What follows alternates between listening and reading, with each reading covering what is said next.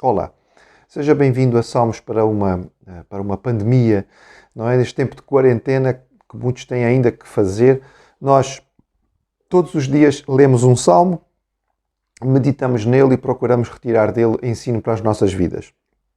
Hoje vamos ler o Salmo 146. O Salmo 146 é um salmo de comparação, mostrando a fraqueza dos príncipes, dos líderes humanos comparados com Deus. Nisto ele é semelhante ao Salmo 113 e o Salmo 145. São salmos que têm o mesmo conceito, o mesmo contexto. Ele começa e termina com a afirmação "Louvai ao Senhor, aleluia", que é própria destes salmos do fim do livro. Então vejamos o que diz o Salmo 146. Aleluia! Louva, ó minha alma, ao Senhor. Louvarei ao Senhor durante a minha vida. Cantarei louvores ao meu Deus enquanto eu viver. Não confieis em príncipes, nem nos filhos dos homens, em quem não há salvação. Sai-lhes o espírito e eles tornam ao pó. Nesse mesmo dia perecem todos os seus desígnios. Bem-aventurado aquele que tem o Deus de Jacó por seu auxílio, cuja esperança está no Senhor, seu Deus, que fez os céus e a terra, o mar e tudo o que neles há, e mantém para sempre a sua fidelidade, que faz justiça aos oprimidos e dá pão aos que têm fome. O Senhor liberta os encarcerados. O Senhor abre os olhos aos cegos. O Senhor levanta os abatidos. O Senhor ama os justos. O Senhor guarda o peregrino. Ampara o órfão e a viúva, porém transtorna o caminho dos ímpios. O Senhor reina para sempre. O teu Deus, ó Sião, reina de geração em geração. Aleluia. Há então este salmo, de forma muito interessante, ele faz este contraste absoluto a respeito da superioridade de Deus quanto aos líderes humanos. Ele começa com uma declaração, portanto, de adoração ao Senhor pela vida inteira. O salmista declara que vai adorar o Senhor enquanto viver. Esta é uma expressão, um versículo praticamente igual ao do Salmo 104:33 e, portanto, há uma declaração de propósito de adoração ao Senhor como razão da vida. Não apenas algo pontual que acontece no momento de culto, mas algo que deve acontecer como uma das razões de ser de nós estarmos aqui e estarmos vivos, porque o Senhor nos deu esta vida e nos fez com este propósito. Então, há uma comparação e uma declaração: não confiem nos príncipes. É interessante nós percebermos isto. Primeiro, guardar que príncipes aqui significa os homens de maior valor. Quando estamos a pensar em príncipes, estamos a pensar naqueles indivíduos que tiveram a melhor qualidade de criação. Nasceram em berço de ouro, tiveram a melhor formação, tiveram sempre boas condições e têm, digamos, posição de autoridade, de riqueza. Se alguém tem condições para fazer alguma coisa a favor de alguém neste mundo, nesta vida, são os príncipes. Este é o conceito. Portanto, estamos a pensar em gente que tem não somente a melhor base, mas também tem as melhores condições. Mas apesar destas pessoas serem as melhores, digamos, em termos de homens, os melhores homens, o que o salmista diz é: não confiem neles. De que príncipes estamos a falar? Bem, pode ser que estamos a pensar em príncipes de Israel. Os reis, sabemos que os reis de Israel foram todos maus. Os reis de Judá, alguns foram bons, outros maus. Mesmo os reis bons, infelizmente, também fizeram algumas coisas que não deviam. Mas também podemos estar a pensar em príncipes estrangeiros. Por exemplo, sistematicamente Israel e Judá queriam confiar em reis externos, não é? Houve busca, por exemplo, de apoio a outros reis. Israel buscou auxílio nos assírios. Depois Judá, mais de uma vez, vai tentar se apoiar no Egito para poder vencer os assírios ou os babilônios.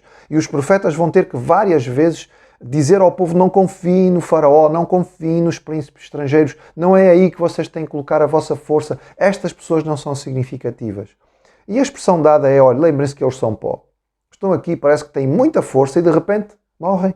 E quando eles morrem, eles voltam para o pó. E quando eles morrem, o que eles queriam fazer deixa de ter qualquer valor. Os seus desígnios, as suas ordens, os seus propósitos, as suas prioridades deixam de existir, porque o próximo rei, o próximo príncipe, pode absolutamente não ter nenhuma ideia igual. Não confiem nestas pessoas. Confiem no Senhor. E então há uma lista significativa e bela das razões pelas quais nós devemos confiar no Senhor. Começando pela mais extraordinária de todas e mais significativa. Deus é o Criador. Ele é que fez todas as coisas. Os céus e a terra, o mar, tudo o que existe. Deus é o Criador e como o Criador, como aquele que fez todas as coisas, Ele conhece como ninguém. E Ele não somente fez, mas Ele mantém. E Ele mantém tudo pelo seu compromisso, a sua fidelidade. O Senhor tem um compromisso com a sua criação e tem um compromisso com o seu povo. O Senhor não falha na sua fidelidade, ao contrário do homem, que faz promessas e muitas vezes nem sequer pode cumpri-las, nem é a questão de querer ou não. Ele pode até querer e não conseguir. Deus não. Aquilo que Ele determinou e é a sua vontade, é evidentemente que Ele vai conseguir cumprir. Portanto, o Senhor é digno de confiança porque Ele é o Deus que criou todas as coisas. Ele é um Deus que sustenta. Ele é um Deus fiel, é um Deus que faz justiça. Aquilo que o homem tem dificuldade em fazer, porque a justiça humana demora e falha redondamente tantas vezes, não punindo quem merecia, punindo aquele que é inocente, mas Deus faz justiça verdadeiramente. Deus sustenta, Ele é aquele que dá condições àqueles que estão em dificuldade, Ele providencia para que a terra produza, Ele ajuda aquele que está em dificuldade, Ele lhe dá saúde para poder ter o seu trabalho. Ele é aquele que liberta aquele que está preso. Podemos lembrar episódios específicos, como por exemplo Jeremias, aquela situação tão difícil que o profeta vai passar e Deus vai libertá-lo. Daniel, na cova dos leões, Deus o guarda, Deus o liberta. José é chamado diretamente do calabouço para ser o governador do Egito. O Senhor é aquele que dá a luz ao cego. Aquilo que ninguém pode fazer. A cura que é absolutamente impossível para qualquer pessoa está totalmente ao controle do Senhor, porque para Ele não há nada impossível. O Senhor é aquele que anima o deprimido, não é? E neste tempo que vivemos de pandemia, tanta gente ansiosa, tanta gente em crise, tanta gente em depressão. O Deus é o Deus de confiança. É claro que podemos ter alguma ajuda da psicologia, mas a nossa confiança está no Senhor, porque Ele é aquele que anima e que levanta o deprimido. É aquele que ama o justo, é aquele que guarda o peregrino.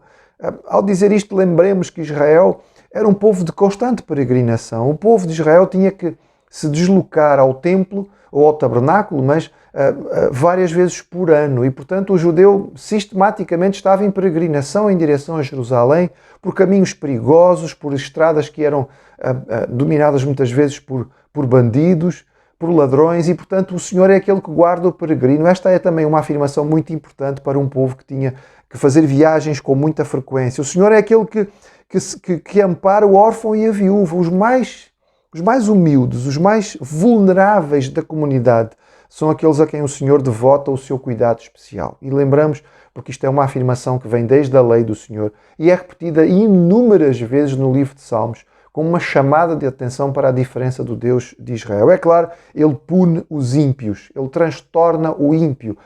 E aqui transtorna o ímpio por causa do pecado do ímpio, mas também transtorna o ímpio para poder proteger o justo. E o Senhor faz isto também para poder guardar o seu povo e tomar conta daqueles que são seus. É claro que diante disto o Senhor reina e aquele que é Deus de geração em geração, não apenas em um pequeno momento, não apenas em uma pequena região, é muito superior aos príncipes, que só podem ter domínio durante uns poucos anos, durante um pedacinho de tempo, sob um pequeno pedaço de terra e um pequeno grupo de pessoas. Sem dúvida o contraste fica mais do que definido e nós podemos aprender esta lição aqui. Nós não devemos deixar de procurar ajuda humana. Deus também utiliza pessoas para poder abençoar. Mas nós devemos perceber que não é no homem que está a nossa confiança.